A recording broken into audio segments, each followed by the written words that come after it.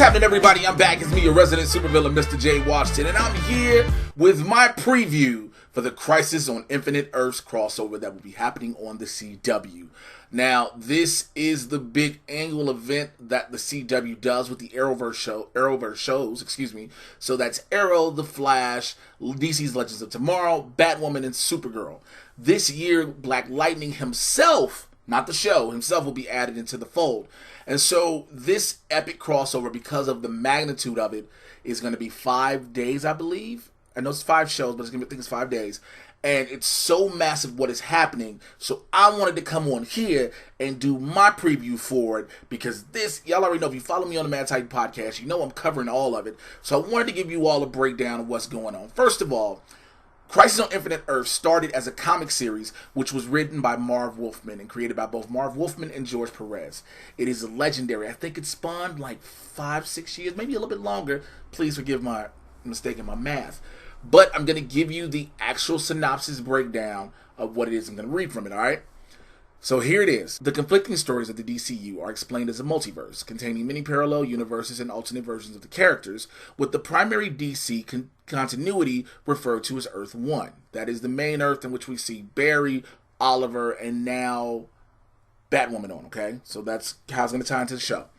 A cosmic being from the beginning of time known as the Monitor catalogs these realities. We've seen that in the gigantic book that was brought forth. It was introduced first in Elseworlds, and if you just watched the most recent episode of Supergirl, spoiler alert, seen again, alright? But he has an evil counterpart, the Anti-Monitor, who comes from an antimatter universe. After an accident with antimatter on one universe, the Anti-Monitor begins destroying many other realities with a wave of antimatter, planning on becoming the sole ruler of all realities. Now, we've seen this start to happen. We've seen this happen on Earth 2, where it was completely disintegrated. And that was the first wave of antimatter. We've seen Barry's visions of the antimatter in episodes of The Flash. Now, to combat this, the Monitor recruits heroes from across time and space to help set up 5 towers to help merge the multiverse back into one and to make it stronger. However, now listen to this. This is unique that you need to hear this from the synopsis. He is murdered by his protege, Harbinger, who is possessed by one of the Anti-Monitor's demons. Now, Lila Michaels, Diggle, is she hyphenated? Lila Michaels, who's Diggle's wife, we know is directly working for the Monitor. We don't know how much of her plans are set up. And also, you know, she will be Harbinger. She becomes Harbinger officially. She used her codename Harbinger episodes ago on Arrow, but now it'll be official. I'm also going to break down, get into all the characters that are going to be in this, from the Arrowverse and outside. But to hear in the comics, she betrays the Monitor and kills him.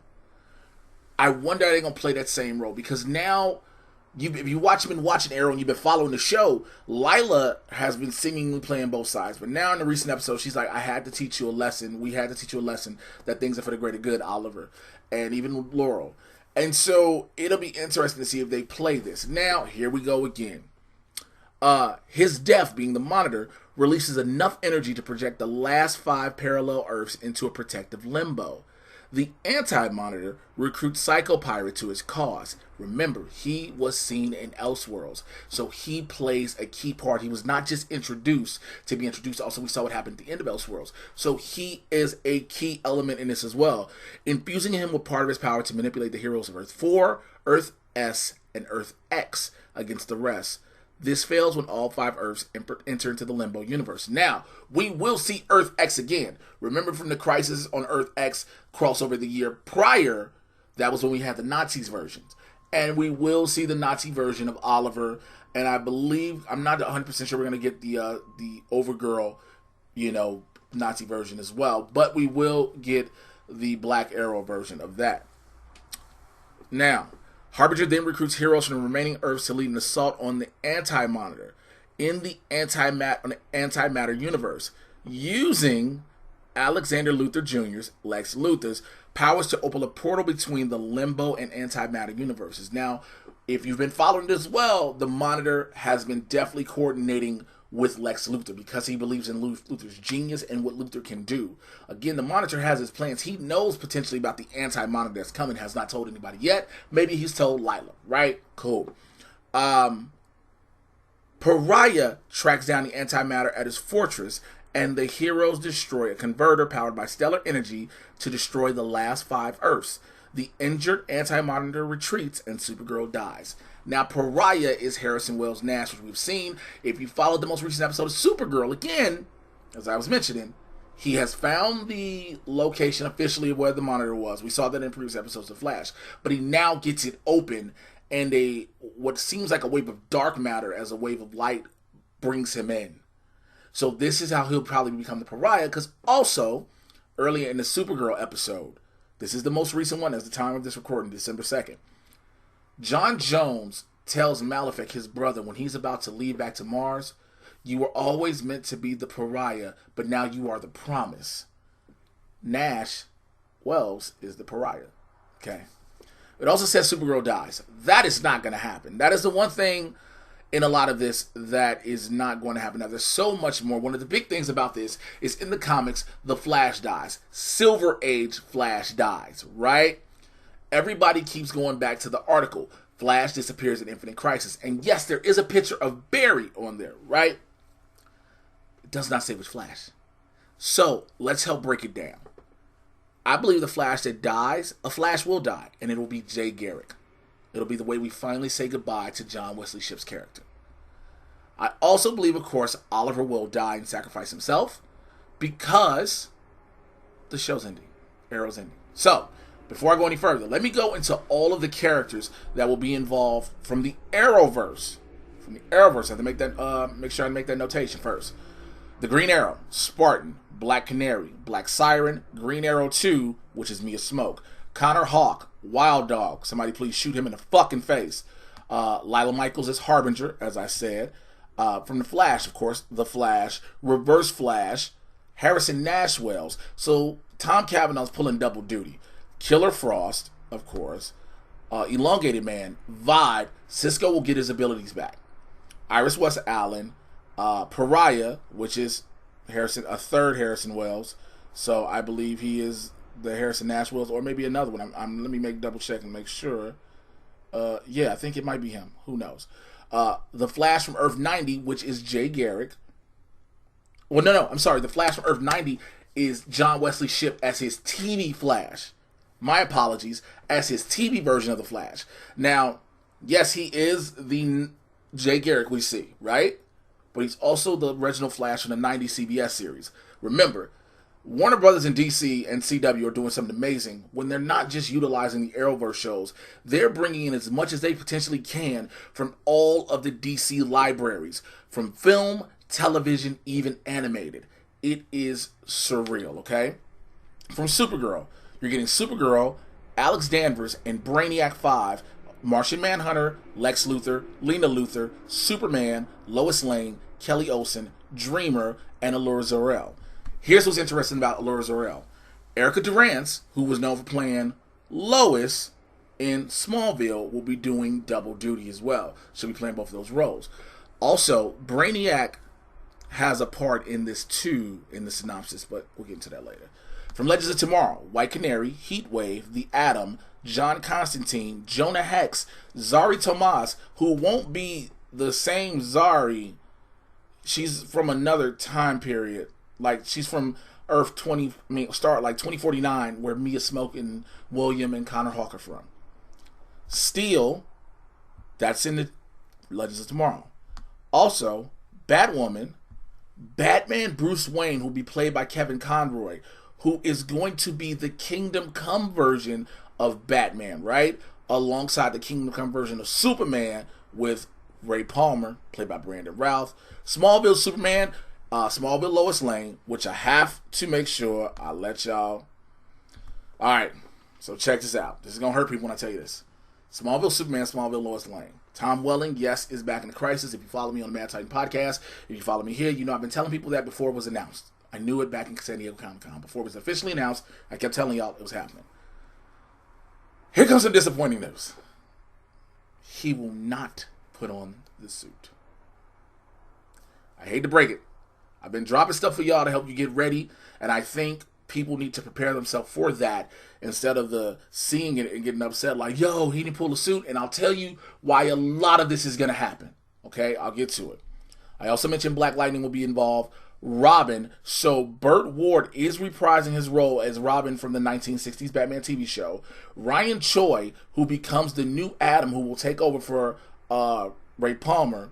The Huntress, which is Ashley Scott from the Birds of Prey TV show, going back.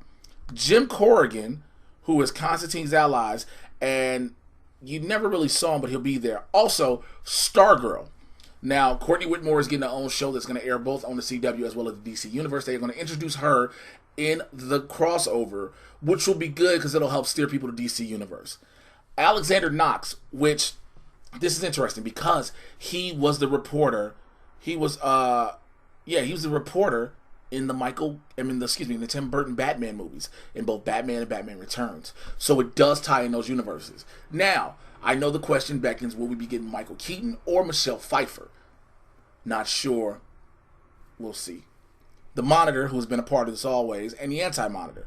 Those are some of the ones you know of. Right? You ready for a few spoilers? Let me know if you're ready. I'll give you a second. Alright, here we go. I already told you Tom Welling will not be in the suit. Please be sad because it's not going to happen.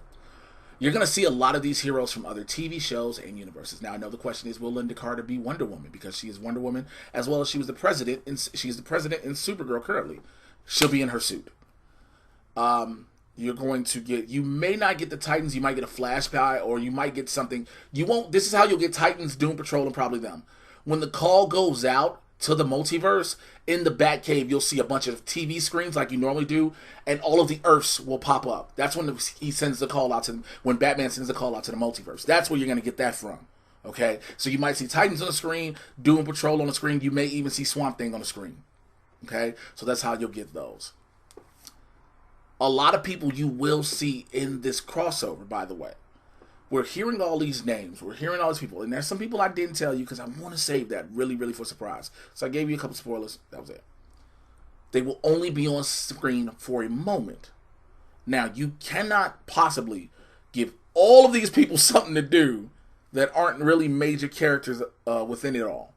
What is going to happen is, because these all are from different Earths, we will see a lot of them doing what they do while being hit with a wave of antimatter, which works. It's not a waste.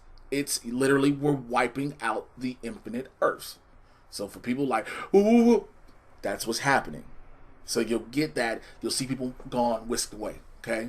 Until we get our core group of heroes, that is going to happen. There's one other major spoiler I'm not going to tell you. I know it, and I kind of knew it was going to happen, but I'm letting you know. You're going to be like, what the fuck, when you see it. Because it's going to happen. And you're like, for real? For real. But that's how you wipe, but back to the wave. That's how you wipe out these universes. So you're going to do all that. All right? Now the question becomes, what happens after Crisis? Well, if you've read the comic books, you know, and even in the synopsis, everything becomes one Earth. So then Supergirl and Black Lightning, who are supposed to be on the same Earth there, will now be on Earth 1, as will everybody else. Well, Jay, how would that work? Because if all the universes are merged into one, and then all these people come back, well, what happens? There's double of everybody almost, and doppelgangers everywhere. Not true. When they merge, more than likely, the heroes will help to repopulate it with their memories of people.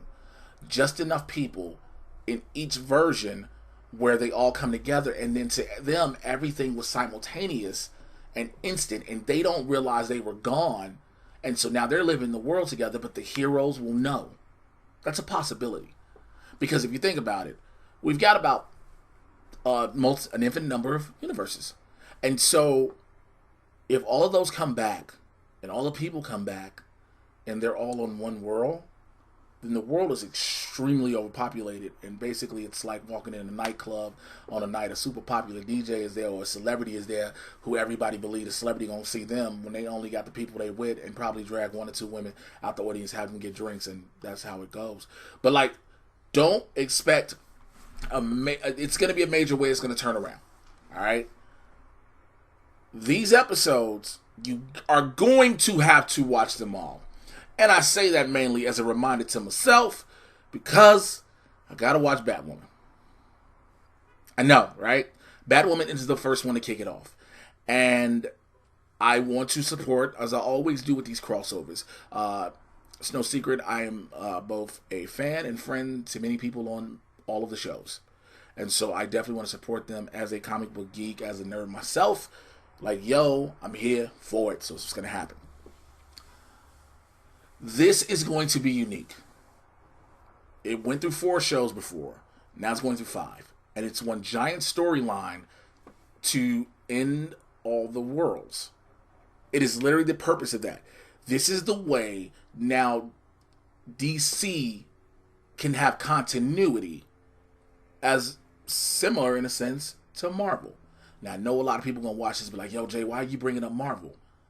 Well, each crossover that you've seen has been something in competition, if you will, with a major Marvel event happening. I will never forget, I think it was the Dominators one, if I'm not mistaken, but it was the one where where the Atom finally grew big. Or that was an episode of Legends in itself, It was an episode of Legends in itself. And Ant-Man was going to finally grow big that week, and so they made the Atom grow big right before the movie dropped, because it was going to be in Captain America Civil War. That's what it was. So, nonetheless, it's going to be a big thing.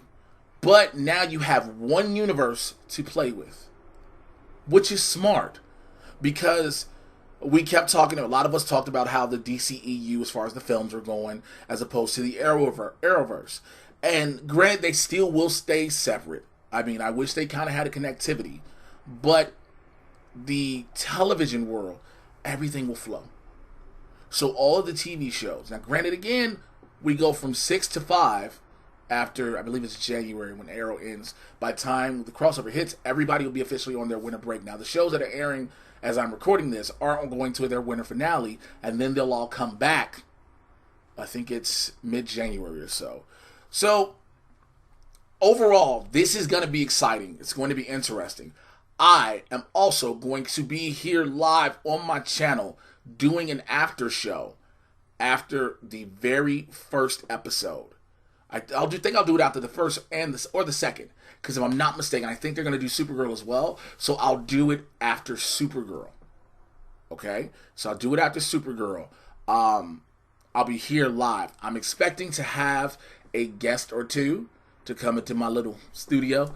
So we'll see about that. I can't make any announcements just yet.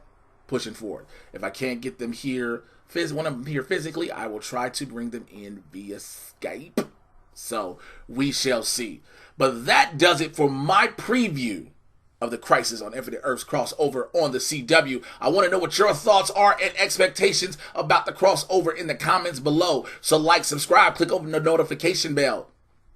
Click on the notification bell. Let me know, are you excited for this? Are you nervous and hesitant? Could you be like, I don't know what's about to happen, Jay. I don't know why I gave it the voice like one of those Duluth trademark commercials or whatever. But I want to know how you feel, okay? Follow me on Twitter and Instagram at Mr. J Washington. That's MRJAY. You should know how to spell Washington. And go ahead and join my supervillain squad on Patreon. Patreon.com/Mr. J Washington, all right? I'm putting up a bunch of content. I got interviews from San Diego Comic-Con with the cast of Pennyworth, as well as some more interviews coming up with the cast of Black Lightning, all right? I will holla at you guys. Oh, yeah. Make sure you check out the Mad Titan podcast, where I get you caught up on everything that's happening in the Marvel and DC live action and cinematic universes. It is barbershop talk for nerds, so come on in the convo, all right? I'll holla at you guys later, so check you after the first 2 episodes of Crisis on Infinite Earths. Take care. I'm out of here. Peace.